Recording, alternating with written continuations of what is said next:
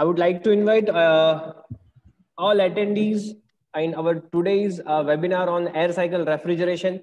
I would like to invite Professor Swati Saraswat Madam, Dr. Kachwa Sir, Dr. Krunal Kharia Sir for today's webinar as a speaker. I would like to introduce Professor Swati Madam. She has completed his B Mechanical Engineering in 1994 from LD Engineering College. She completed her master course in cryogenic engineering from again LD Engineering College in 2009. She had already completed MBA Finance from BK School of Business Management, Ahmedabad in 2005. She was also certified energy auditor from BEE since 2006. 2006, and having a teaching experience of around 24 years. Energy conservation, refrigeration and AC, cryogenics, operation management are some of her areas of interest. She has carried out a consultancy project and expert lecture in various fields.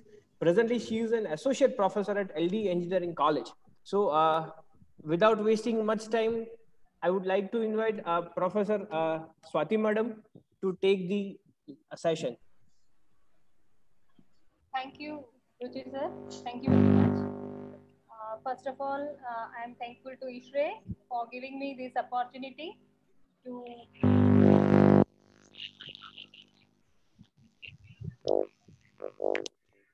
you all to the session on air cycle refrigeration. Warm welcome to all the young students, all the ISRE members, Professor Kachwa sir, Professor Kharia sir.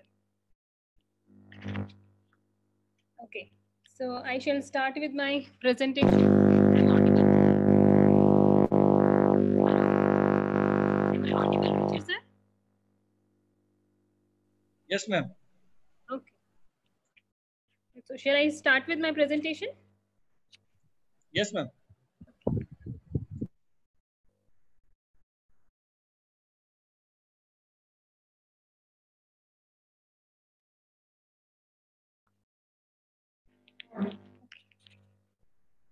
Is it visible?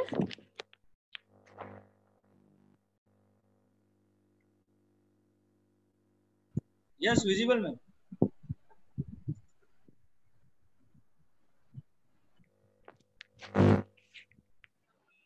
Okay, so the topic for today's webinar is air cycle refrigeration. We all know what is refrigeration. It is basically having the exchange of heat from low temperature to high temperature, and the basic components which we have in this is these are compressor, you can see here, condenser,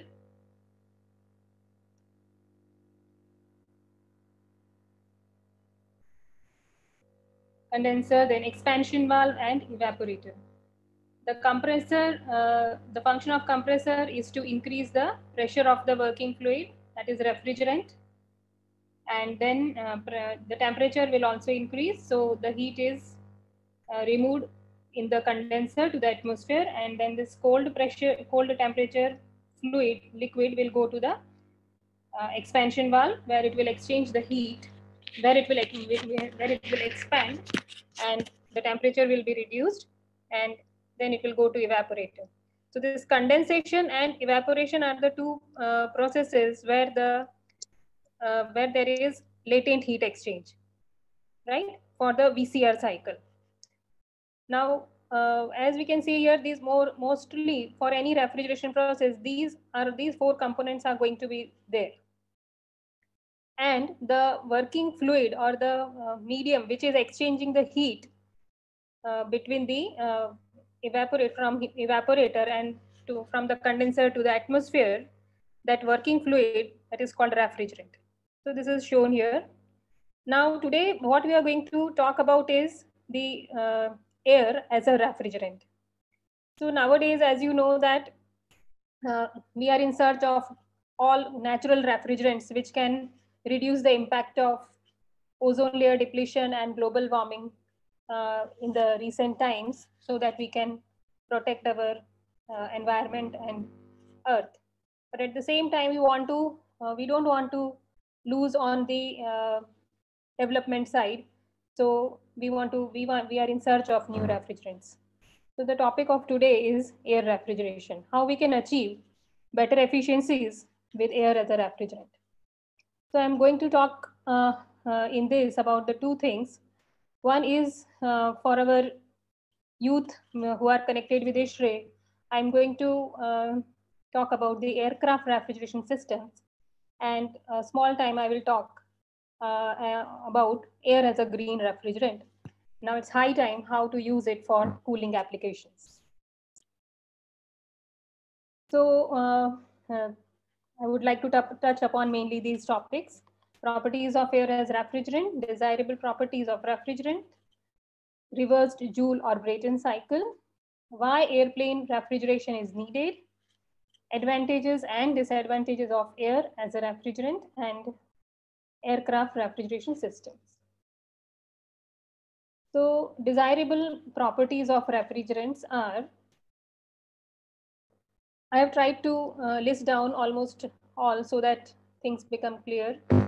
One is it should have high heat of vaporization. The boiling point at the atmospheric pressure should be low. So this will decide the cooling temperature at which the system is going to operate. So for air, it is minus 194, very low temperature, boiling temperature which the air is having, and that is why it is suitable for low temperature applications.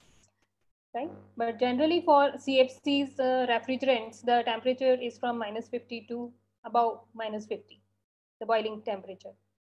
So low normal boiling point, then higher suction pressure. So for basically for any system, what we want is that the efficiency or the COP, when we talk of refrigeration, the COP should be high. Now COP means that the refrigeration effect should be high and the work input has to be low. So again, I will just add up that when you want to operate from have the heat exchange from low temperature to high temperature, it cannot happen on its own. So we have to supply work to the system, to the refrigerator in the form of electricity to run the compressor. So compressor work input, so that work input should be minimum, and the output, that is the cooling which you are getting, should be maximum. So to get this, the suction pressure means the pressure at which the compressor is sucking the refrigerant gas should be higher. Low discharge pressure, so the pressure ratio will be less. By doing these two things, the pressure ratio will be less, so the amount of work required to be done by compressor will be less. So I've written this, reduce the size of compressor, and if you have a higher section pressure, because of that the specific volume will be less. Low discharge pressure, so the lightweight construction of all the components. Then liquid specific heat should be small to have higher degree of subcooling. Subcooling is required to increase the COP of the refrigeration system. If you study VCR system into detail, you can see that there is substantial amount of increase in COP if you go for subcooling. So we want to have small or the less specific liquid specific heat and high latent heat of vaporization for a good refrigerant. Then vapor specific heat has to be large, means it will be able to absorb more heat. And so the degree of superheating will be small while the refrigerant goes to compressor. Thermal conductivity has to be high. Viscosity to be low to reduce frictional losses. ODP, that is ozone layer, ozone depletion potential. We have classified the refrigerants based on ODP and GWP. So ODP value should be 0, that is according to Montreal Protocol, and GWP should be as less as possible. Then it should not be toxic, non-flammable, and easily available, low cost, high efficiency and compatible with, if you want to change the refrigerant, then it should be compatible with the existing system, or interchangeable with the system. Then chemical stability should not be disintegrate into the substitutes. Economics of production and maintenance of refrigerant system. How easily it is available and how do you store it. So pressure ratio should be small to have higher volumetric efficiency. High latent heat requires large pressure ratio. So a trade-off has to be made. Then high critical temperature, so that above the condensing temperature. Means the critical temperature should be above the condensing temperature. Low freezing point, should be non-corrosive and not react with the lubricants. So these are the main requirements of any refrigerants to have to give higher COP. Now we are talking about our air, that is R729 as a refrigerant. So since long time, since the inception of this refrigeration cycles in 1800s, air was initially used. Started air as a refrigerant, and it was used for residential, automobile, and cement turbine power aircraft. At the time, but then it was not widely for general purpose, because there is in the air, as you know, there is no phase change, and if a refrigerant is going to have phase change, then it is going to absorb more heat from the space or the substance which you want. So because it is not having phase change, the air is not having phase change, the system was not having higher COP, and so it was practically not suitable for these kind of applications, or commercial applications. But still, as of now also, with suitable compression and expansion technology, air can be practical refrigerant, free of environmental contamination. Now let's do plants ahead. So that is the advantage of this air.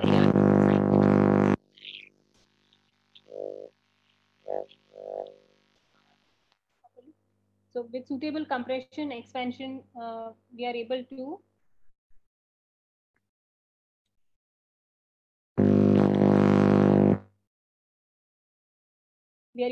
have the practical, we can use it as a refrigerant. Air has definitely various advantages. It is freely available. There is no cost of refrigerant, non-toxic, non-flammable,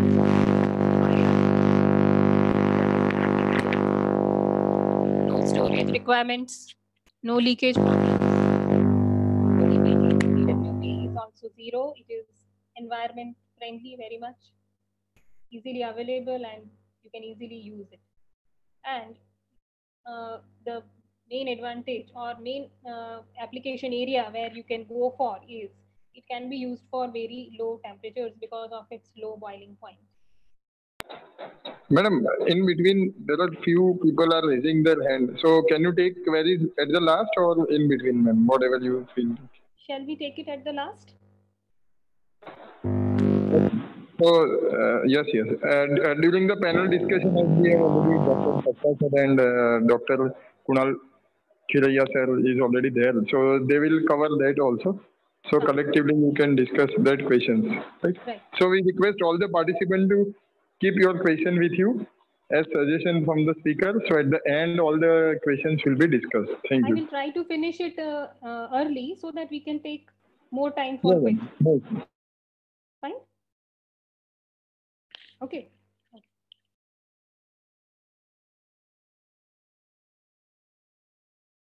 Now, there are certain limitations also. As I told you, there is no latent heat transfer with air as a refrigerant.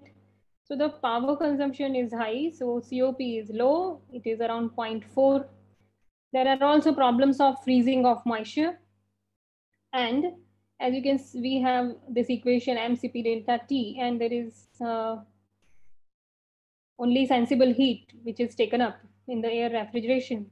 More mass flow has to be circulated, mass of air has to be circulated, so the system becomes bulky. So it is not suitable for domestic or commercial applications. But again, the applications, there are very much many applications, these two applications basically, used for aircraft refrigeration widely, or we can say air is only used in the aircraft refrigeration, and second is for gas liquefaction cycles. Now this is reversed Joule or Brayton, or we call it as Bell-Coleman, on which the air refrigeration system is working. So you can see here, these are two constant pressure lines, 2, 3, and 1, 4, and two isentropic lines. This is isentropic compression, this is isentropic expansion, and this is condensation at constant pressure and evaporation at constant pressure. The same thing we can see on the TS diagram. 1 to 2 is compression, 2 to 3 is condensation, constant pressure, during which the temperature decreases, but the phase doesn't change. 3 to 4 is expansion, there is temperature drop and pressure drop both, and then it goes to the, there is the 4 to 1 is again this evaporation. And again, the cycle continues. So this is the Bell-Coleman cycle, the basic cycle, which is used for air refrigeration. Just I have tried to list it down here.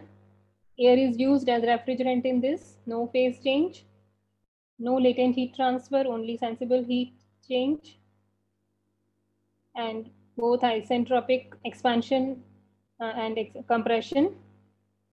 And as it is isentropic expansion, it is not isenthalpic as in the case of VCR. So we have expander engine or cooling turbine here, not the valve, small valve here. The difference is the expansion is done with expander engine or cooling turbine. COP is of this cycle is less than 1. Now, as I told you, this cycle is used for airplane refrigeration. So one can have this question: what is the need of air refrigeration in aircrafts? So airplane is, as you know, it travels at around 10 kilometers from the Earth's surface in the sky. There, the temperature of air is around minus 50 degrees centigrade and pressure is around 0.2 bar, 0.15 to 0.2 bar. So this pressure of air is not suitable for breathing of people inside the aircraft. So we have to increase the pressure up to 1 bar, and while you compress the air, the temperature of air will also increase. It gets to around 80 degrees centigrade, and we want to have the comfort condition of 25 degrees centigrade in the cabin. So definitely we want to go for aircraft refrigeration. Now, apart from this, there are certain heat loads which are there in the aeroplanes, which contributes or which adds to the heating of the aircraft, so the heat has to be continuously rejected, or we have to cool it. So one thing is, what are the sources of heat? One is when this aeroplane is moving, it is at a speed of around 900 kilometers per hour. And when it strikes when this air strikes the aeroplane surface, there is very high relative velocity of air, and that creates the skin friction. And because of this skin friction, tremendous heat is generated on the surface of the aircraft, which is conducted inside the aircraft cabin. So it has to be removed. Then radiation heat transfer. That is also a major, around 1000 watt per meter square. Then heat load of people inside the plane when the people are breathing. latent heat is also generated, which has to be removed. Then heat load of electronic equipment, then engine, airplane engine, its heat and other devices. Then also we are storing food and beverages in the aircraft. So all that adds to the heat, and which has to be continuously removed. The same thing I have tried to list it here, 900 km/h. So the plane temperature increases, and this ram effect. This results into ram effect. So what happens when the air is taken inside? This air passes through a diffuser and its pressure increases, and this is called as ram effect. And this ram air itself will be used for cooling in the refrigeration system. Now, as I told you, we prefer to have air for refrigeration of aeroplanes. So why only we go for air as a refrigerant? So one major thing is that in the aircraft already you have a gas turbine, and this gas turbine is attached with a compressor. You know that turbine runs along with the air compressor. It is already there. So we make use of that air compressor for our refrigeration. So we don't provide that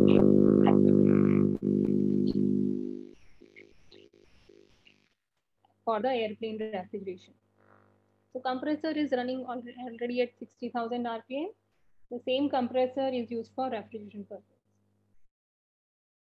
Per ton of refrigeration, the weight of the machine or weight of the system is less. And cooled air is directly fed to the cabin. So it eliminates the cost of separate evaporator. So there is directly you cool the air and you supply that air just after expansion into the cabin. So there is no need of evaporator. No need of refrigerant storage system. And small leaks can be easily taken care of.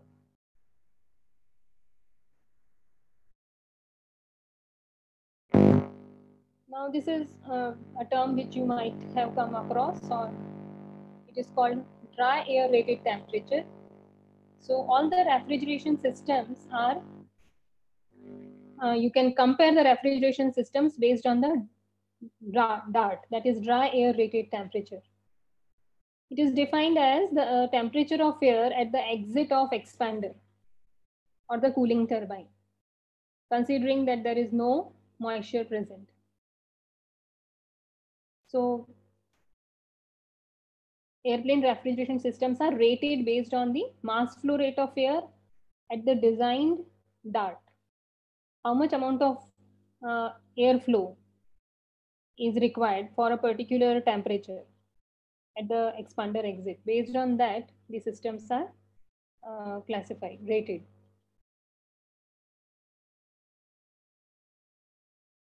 Now, one by one, we will try to finish all these refrigeration cycles or the refrigeration systems. So we understood this, why we need air, what is the requirement of air refrigeration. Now we come to the refrigeration systems in the aircraft. First one is the simple air refrigeration system.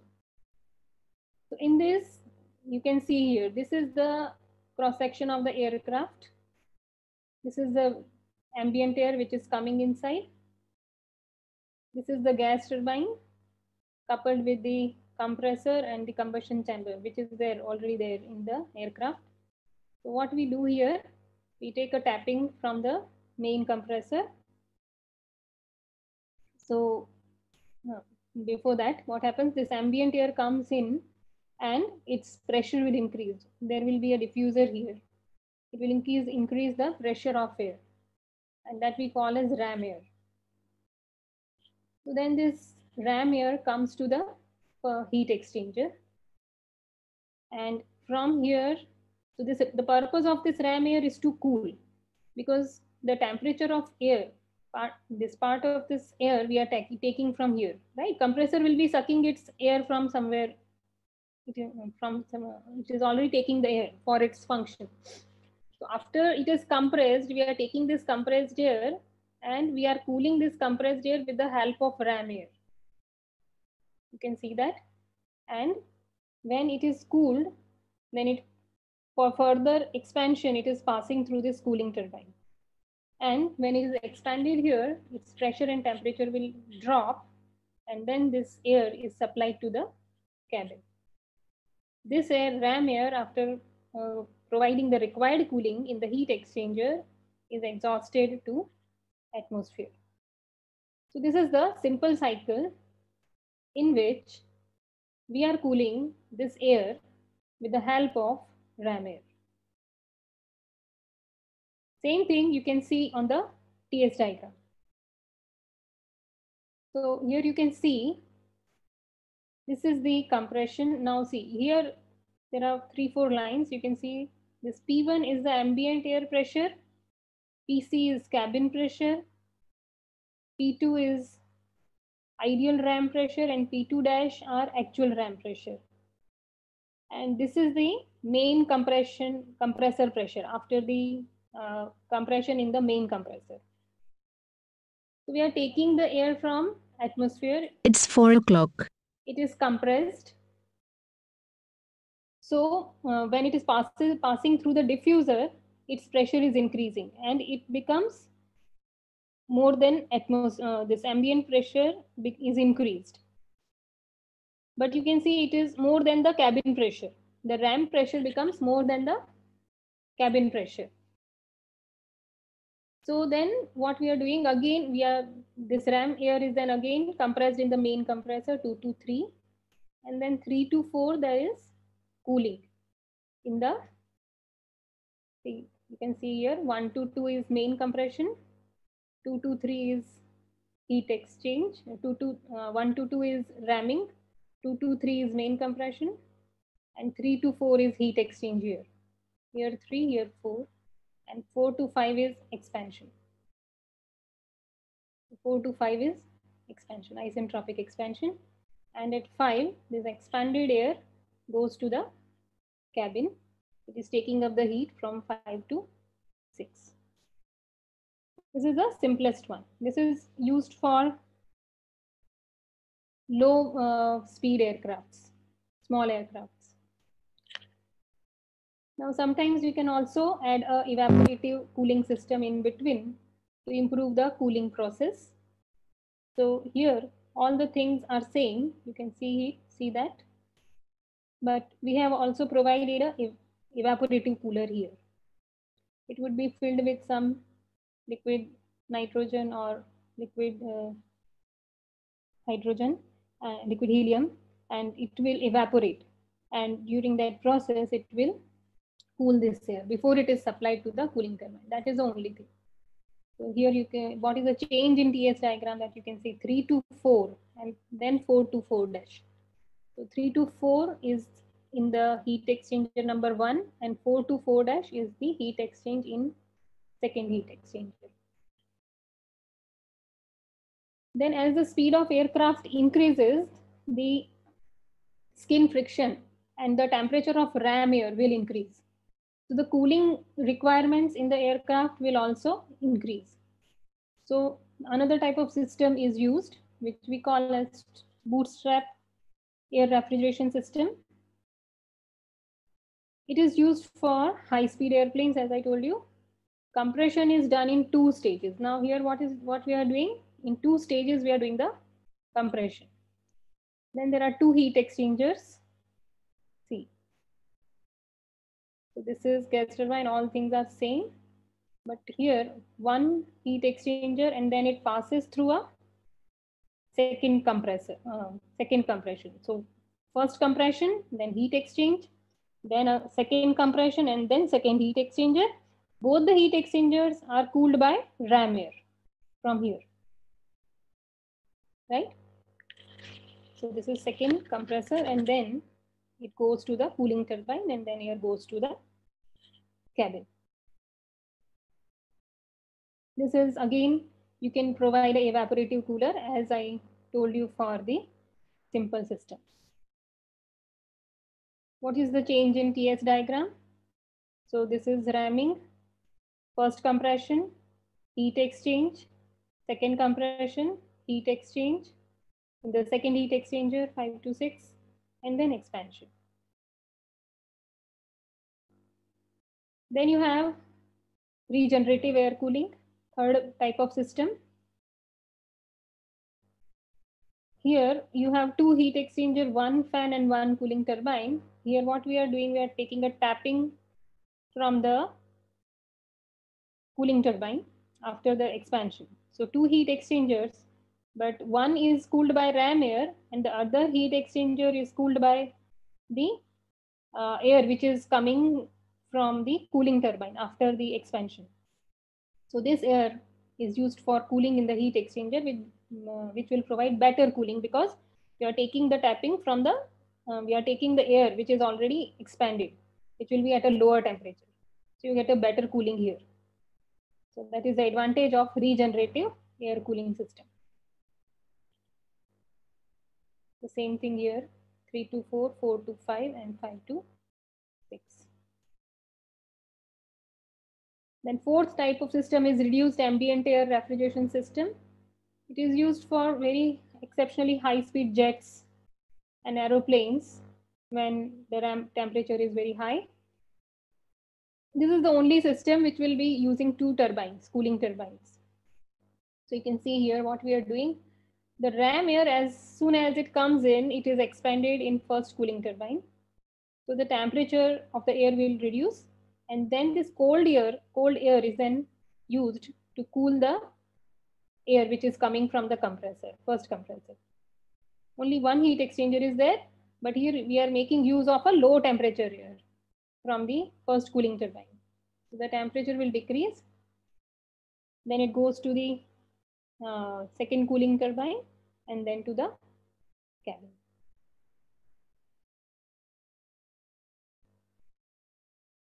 So here you can see only one heat exchange process, only one heat exchanger. So 3 to 4.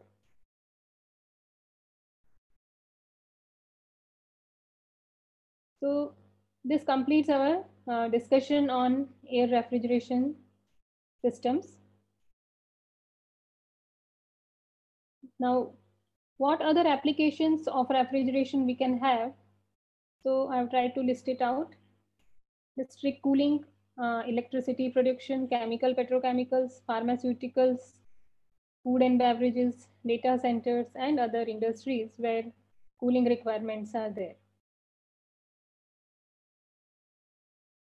Then just have a, we'll try to have a look at how is the development of refrigerants have taken place and what is the recent trend. So we started from the early times with natural refrigerants, that is air, ammonia, CO2, sulfur dioxide, and water. Then CFCs came into place because of their higher COP and easy manufacturing. After initial period, its manufacturing also became very easy, so, and low cost. So then CFCs were used. R11, 12, 13, all these are the CFCs, chlorofluorocarbons, but now they are all phased out. Then came the HCFCs, hydrochlorofluorocarbons, R22, R122, 3. But this R22, which is also widely used in air conditioning, it also has to be phased out by 2030. This okay. Then the third type is hydrofluorocarbon. So we are trying to remove the chlorine atoms, which are mainly responsible for the ozone depletion. So in HFC, there is R134A, R152A, they are in use, and hydrocarbons R290 and I've just tried to list down one or two. There are many, R600A. So these two, HFC and HC, are nowadays widely used, and much research is going on about this. that how we can improve the efficiency and how their global warming and ODP can be reduced. Then Montreal Protocol came in 1987, and it placed a ban on CFCs and HCFCs due to the ozone depletion potential, their ozone depletion potential. They identified that the chlorine atom present in that is mainly responsible for this ODP. Then second, this thing came, that is Kyoto Protocol. It was in 1997. And they said that, okay, ODP is fine, that global warming is also a problem with FCs and HFCs. And so they also have to be regulated. So that was done in 1997. So now the only thing left out is, again, we are back to square one, and we want to start with our natural carbon dioxide, ammonia, and air. So this is how we are, whatever things are going on in the case of refrigerants. We'll just try to put it again in like this. It started in 1834, then by 2030 we have to phase out our all HCFCs also. And again we have to work on natural refrigerants. Now the point is how to use air refrigeration for domestic and commercial applications. So what we can do to bring the air for these applications.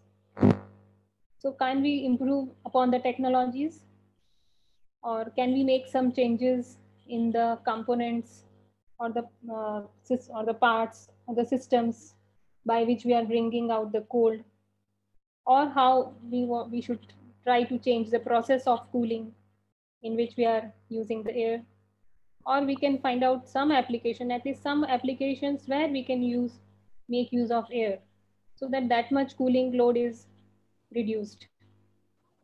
Or we can do a combination or integration of refrigerants along with air. So this is what I think we can try to work upon. And if you try to search, you will find that air cycle is already in use in Germany since 1995 in its high-speed train named ICE. And it's still working. So the technology it is not so non-workable. If we try to do some research and work upon it, some things can come out. Also, Mirai, a German company, it is manufacturing many cold rooms and air cycle machines based on this air refrigeration. And also, by using Stirling cycle in the air cycle refrigeration, we can go for low temperature cooling requirements. I think, so this is the air cycle technology which the Mirai is using. They have devised this innovative turbo expander, and they are not using oil in its bearings. Air cushion bearings they are using, so that the oil contamination problems are done away with. So this is how the research work is already going on in this direction. So thank you. Thank you very much for.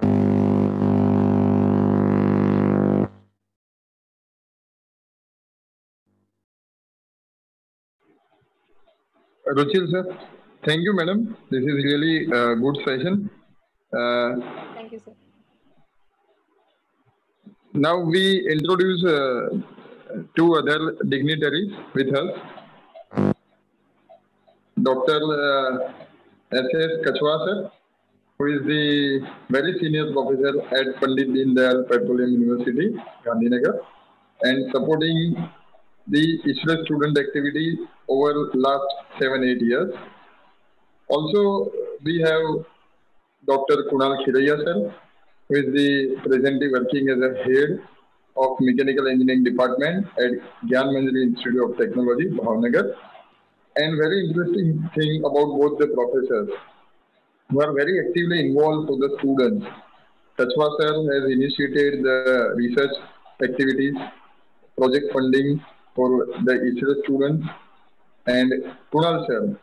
Even see, this time we all understood the importance of webinar, but even when the personal talks are going on, at that time, very few webinars were conducted, but GMIT Bhavnagar has achieved the milestone that all the webinars are conducted very nicely.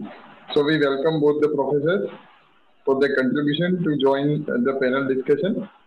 And Swati madam, so I think collectively you can all answer the question which is raised by the audience. Thank you, ma'am. Also, we acknowledge the presence of Mr. Harshal Sarda, who is the director at Synergy Agrotech and secretary of Future Ahmedabad chapter. Thank you.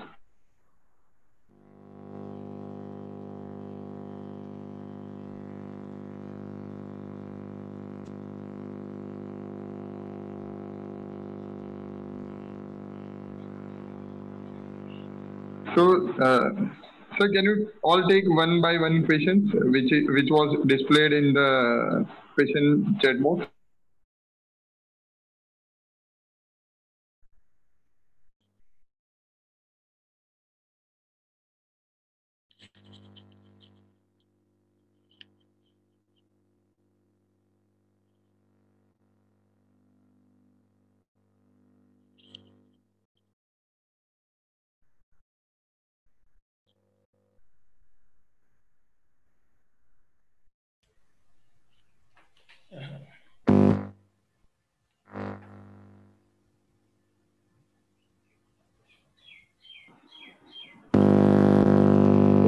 You are also there?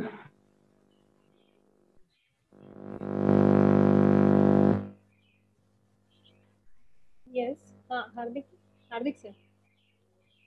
I think voice was an issue earlier. That is what I can see from this chat.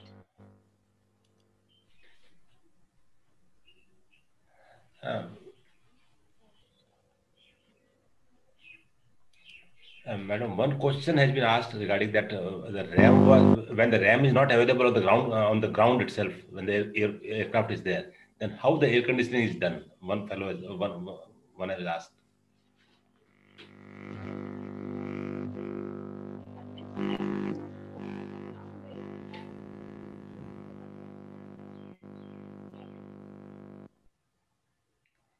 Some issue with the microphone, madam.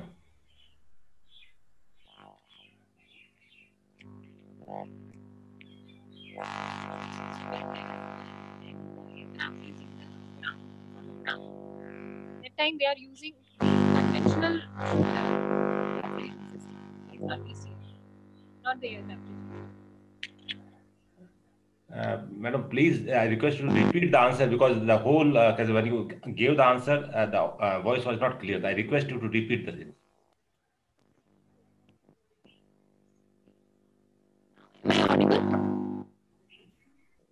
No, there is some issue.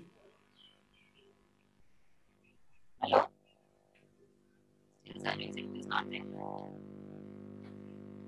Hello. It is coming, but there is some, can say, with some, can say, disturbances. It is coming.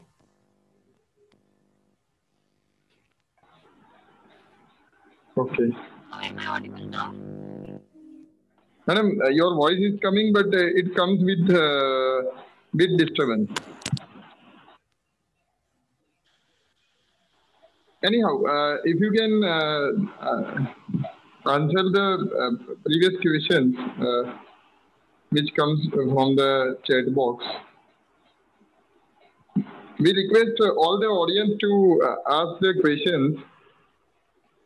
Otherwise, our panelists will discuss on the various points which they already trying to cover to give you more idea about their refrigeration. Yes, so I can see this question regarding the RAM when it is on the ground. So they are doing it with conventional refrigeration when the aircraft is on the ground.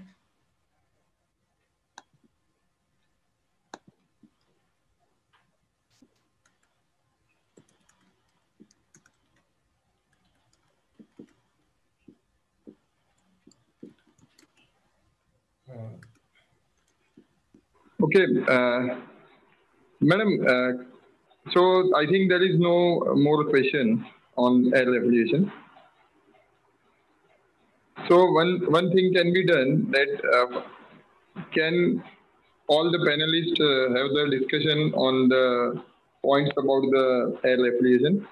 Like, sir, we can say that what are the different pros and cons of air refrigeration for different applications, or how to use air for cooling in domestic and commercial applications, or what technology changes are required for air refrigeration to be viable widely.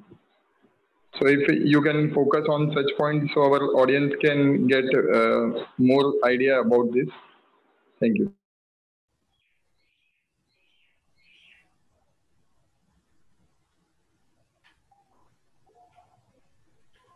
Yes, sir. I think, shall I start with some applications? Recently, in the cryotherapy, they are using the air refrigerations.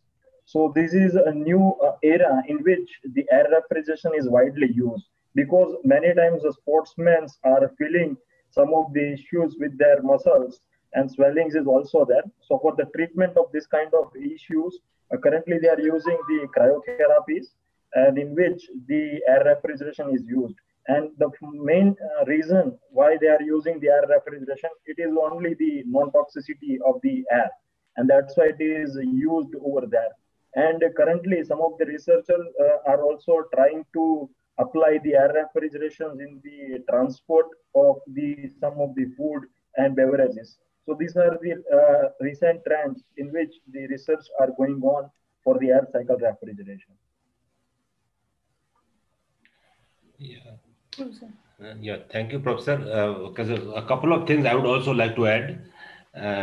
Recently, an article, of course, it was the last decade I have read, where Mitsubishi Heavy Industries Limited, they have developed a machine of 42 kilowatt refrigeration capacity, and the COP was around, say, 0.44. Of course, it was less. And the motor output was 100 kilowatt. And the machine was successfully operated at minus 50 degrees centigrade. For, as you are told, one of the applications is for food preservation, where tuna is the fish. It is very commonly used in Japan and other places, and they export it. So how to preserve that one? This machine was used. And the main feature of this machine was that they have used a single shaft with expansion turbine, compressor, and built-in motor. All are single shaft. And another important feature of the different components were that oil-free machine was used. It means that active magnetic bearing. There was no oil was used. That was the main advantage. And plus, they have ensured that there was a minimum power consumption and maintenance, and pressure was 0.1 megapascal gauge pressure, means it is around say one bar gauge pressure, and it is quite low as compared to the VCR system. Besides this one, they have talked about the cost of in terms of LCC, that is life cycle costing. Life cycle costing and other things. So in that case, I'll just have some brief data regarding that one. But we know that air is not, as you are told, non-flammable and very easy to handle. That's the main attraction of air. So in that machine, the maximum temperature was 125 and the lowest temperature was around minus 50. In between, they have operated. And based upon the cost and power consumption, I will tell you that if you, their application was minus 50 degrees centigrade. If you compare with the minus 30 degrees centigrade, 2-stage R22 compressors, the price of this particular, this air cycle will be double. If you compare with dual compressor, ammonia and R23, in that case, price was almost equal to, the power consumption was almost equal to this air cycle itself. And if you compare with respect to nitrogen cooling at minus 80 degrees centigrade, in that case, the price of this air cycle was 1/8 of that one, because in cryogenics, the price is quite high. So in a similar way, the price is also the same ratio, where almost can say 2-stage compressor, the price is the price of this reference cycle is double, and price of dual compressor, if you compare, then almost the same price, and price will be 1/8 if you compare with the liquid nitrogen. So almost you can say this was the data. This was the machine developed by Germany. This Mitsubishi means it's a Japanese company. Besides this one, as Madam has told, in 1991, one project was started for high-speed trains, and they have installed it in 1998 in the Germany itself, and they are successfully running that one. So main thing is that in this cycle, we know that COP will be always low, but the issue is that how the components can be improved. And besides this one, for stationary applications, it can be clubbed with some other cycles. In that case, there is chances of improving the and this COP and other things. But the main attraction is that environmental point of view, since air is non-toxic, that's why very important. And if you compare the air with respect to ammonia, the toxicity is present in ammonia and ethane, then your this combustibility, almost ammonia and ethane it is there, whereas in air it is not there. Then working pressure, it is only 0.1 megapascal, whereas in the case of ammonia and ethane, it is more than 1.5 or 1.5 megapascal, the pressure is high. Then the total risk, if you just consider the risk, in that case, in the case of air, it is low, and ammonia, it is high, and ethane also, it is high. The point is that there are certain features are there, due to which, of course, the drawback is the COP is low, but this has an, can say, if further improvement is required, or if commercial viability exists, in that case, there is a scope is there for, in the case of this air refrigeration cycle. That is a brief I just wanted to add. Thank you.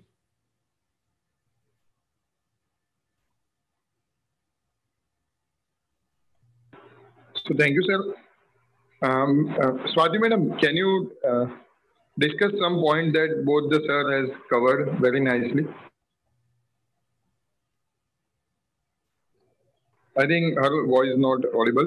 So I request both the experts. Sir, want to add any other points, sir? Yes, sir. Additional question is there in the question answer. Some student is asking that introductions of cryogenics and CFC affected the world in the environment field from the introductions till today's life. Yes. So I want to add one point over that. Air cycle refrigeration is needed in nowadays, because now people are thinking about sustainable developments and the green developments, and in line with these things, the air cycle refrigeration is very much suitable, because if we observe the properties of various refrigerant, air has a zero GWP as well as ODP, so it is suitable for the development. And I want to add one line that we go to the our past, what we have used in the air refrigerations, and now in line with that, the madam is also cover one point in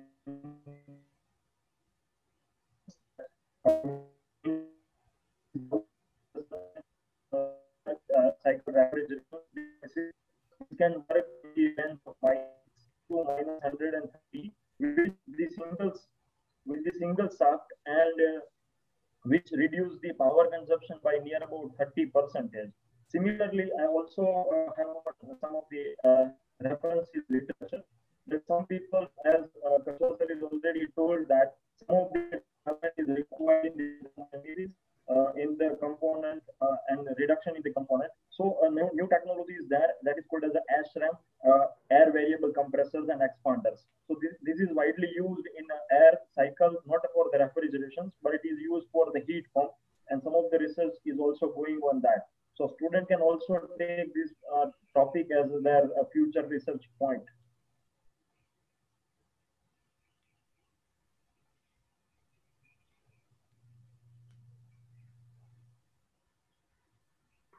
Okay, sir.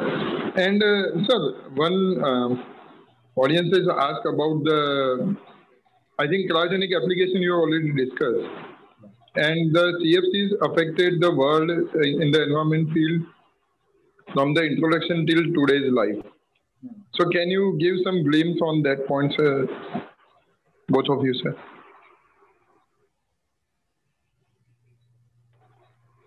Environmental impact of CFC refrigerant, sir. Environmental point of view, the main issue is that global warming is there. At the same time, some ozone depletion it is there. And beside this one, only the temperature rise, that is the global warming. Another is the disturbance of the ozone layer. These are the two main, almost can say, culprit, and it will create a lot of problems. If the ozone hole is there, then all your ultraviolet rays, and they will come, and that they will create the, I can say, cancers and diseases and other things. And we have seen that in the last 10 to 20 years, there are certain ozone holes are there, and they have impact in the US as well as in Australia, where people are facing. So therefore, at those places, some advisory was issued that on the beach, don't go with, without clothes or something like that. So already we are facing that kind of problems. So how to avoid that one? For that particular purpose, this Kyoto Protocol and other things has happened, and in a phased manner, these refrigerants has been phased out. So these are the main problems we are facing, and in near future we have to solve those problems. So from that point of view, air, though it has a lot of limitations, but it is attractive. The reason is that it is a natural refrigerant which doesn't have the drawbacks of the conventional refrigerants, and though COP and other aspects are low.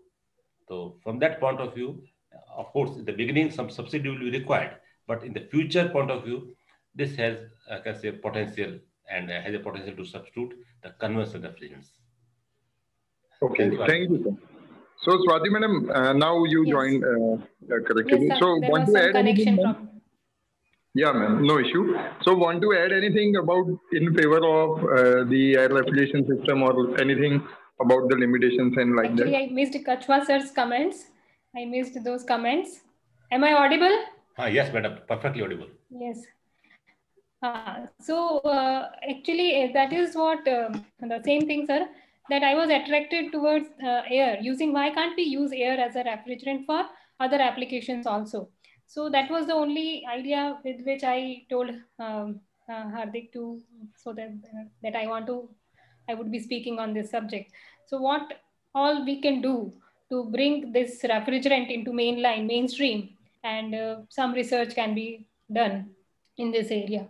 Mainly, and another thing is for low temperature applications also, below -60 to -100, air can be used very well, I think, because already that it will support that technology easily, being its boiling point near to -193 degrees centigrade. It can very well be used for the low temperature applications. Only thing is the components, compressors, and other things which has to be there. Some improvements can be done within that.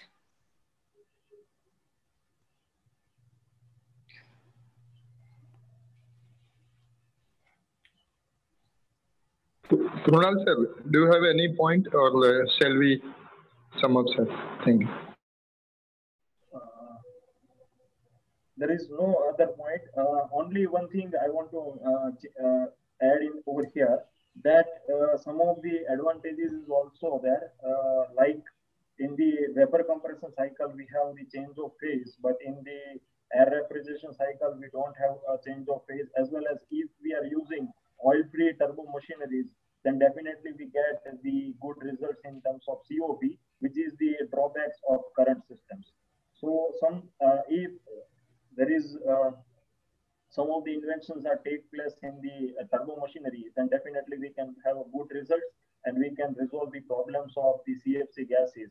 As already we have phased out some of the CFCs, so later on if some good results will come and technology changes are there, then definitely we use the air refrigerations in our domestic purpose as well as in various industry purpose as well as building, heating and cooling purpose. So this is the point, and this is the things from my side. Thank you, Krunal sir. So Kachwa sir, any message to all of us, sir? Always, you see, my Professor Kunal sir did quite well, and almost he has clearly told that fundamentals remains as it is. Say, for example, in that case, the advantage is that expander and compressor both are there. And as we know, the thermodynamic fundamentals is that this area should be because it is a negative work. That's why the area should be as minimum as possible. But then the only remaining thing is that technological advancement is a very important thing. So whatever the technological advancement is taking place, accordingly, the system will be much more practically feasible for industrial applications, and particularly the low temperature applications, where we have seen that -50, the Mitsubishi from Japan, they have just already constructed that one. So like those applications, almost can say this is quite suitable, and plus at the same time, noise and maintenance point of view, this system is quite good, and our industries can accept a challenge. So my message to the youngster is that when I can say that when there is adversity, you can see that, okay, if it is not available, then grab that opportunity, convert the adversity into opportunity. That is always a message for youngsters. So those who convert their adversities into opportunity, always it's a win-win position. And they have to, they can, if they accept the challenge in the research and other thing aspects, then certainly the outcome will come. And the government policies are like that, or it's the society and other things, particularly for students, projects, computational projects, some practical aspects, other things are there. So always can say refrigeration will rise like anything. And in that case, this is also a very important topic where certainly the opportunities are there. And in European countries, developed world, people are doing the research that how to use this cycle for industrial viable. And in, as a professor has told, the application in sports and other things, so all these unique applications almost can say we can simply aware of those applications. And instead of importing the technology, if you go for indigenousness in our country, the price will drastically low. If you import it, it is 10 times higher. And if you just can say try to manufacture it here in the Indian industry is quite capable enough to do that.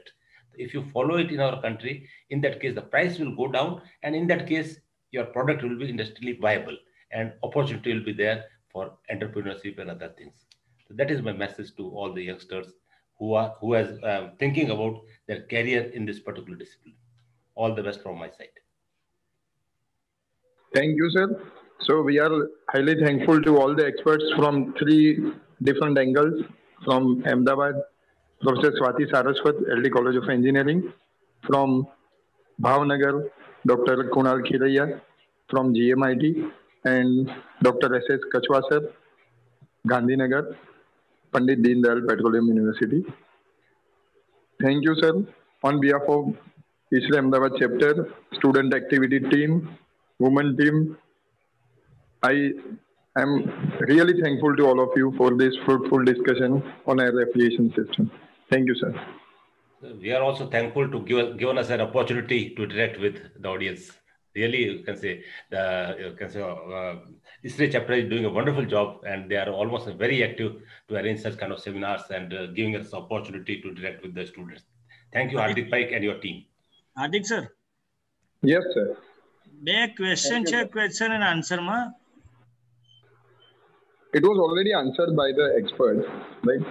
Okay, no issue. Thank you, sir. It was nice. It was an opportunity to meet both of you, sirs, Kachwa sir and Khiraiya sir. Nice meeting you. Your presentation was absolutely great, madam. Thank you, sir. I don't know how it actually, the voice problem was there. I was not aware of. I thought there are some questions. Otherwise, I would have stopped and rectified it. And Hardik sir said that there is some questions. I said, okay, we'll take up the questions after that. But if voice was an issue, we should have done it. Cleared it. Nothing, ma'am. Sometimes in online it happens, but it was only for a short duration. No need of worries. Yeah. Achha. Okay. Okay. Yes, Hardik sir is doing great job in LD also. The whole student memberships and all activities related to student activities is there.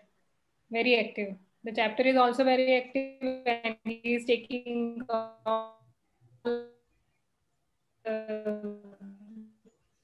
initiatives.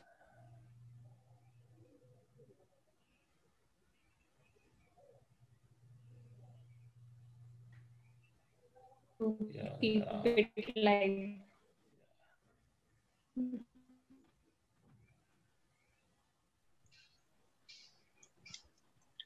Sir, thank you very much. Thank you, sir. Thank you very much, sir. Aapka efforts, Jabardast, almost can say you have done a wonderful job. Sir, thank you very much. Thank you, ma'am. Thank you, sir. Thank you. Thank you. So, shall we end now? Yeah. Okay. Thank you, sir. Thank you, sir. Thank you very much. Thank you, sir.